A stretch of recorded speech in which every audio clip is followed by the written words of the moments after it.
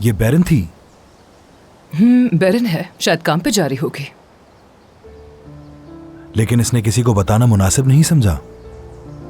शायद वो खामोशी से जाना चाह रही हो, क्योंकि हम सब मिलकर उससे इसरार करते रहते हैं कि वो ना जाए। खैर, मैं उसे कॉल करूंगी और बात कर लूंगी उससे। चलो ठीक है, मैं चलता हूँ। Okay, see you.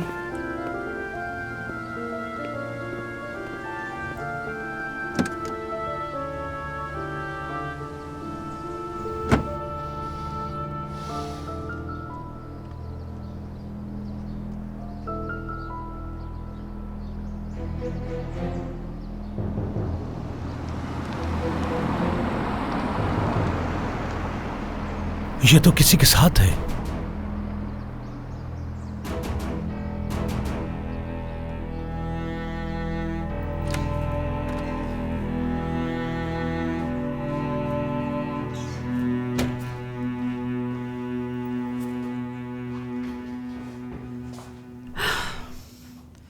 कमरे से बाहर आ गई तुम? आज सबा यहाँ नहीं है और यहाँ का सारा काम मैं अकेले नहीं कर सकती। मैं मदद करवा दूंगी, ठीक है?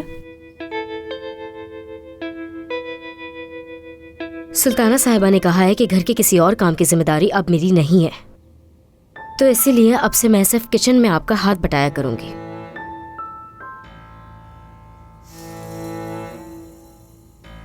ये उन्होंने ही कहा है मुझसे।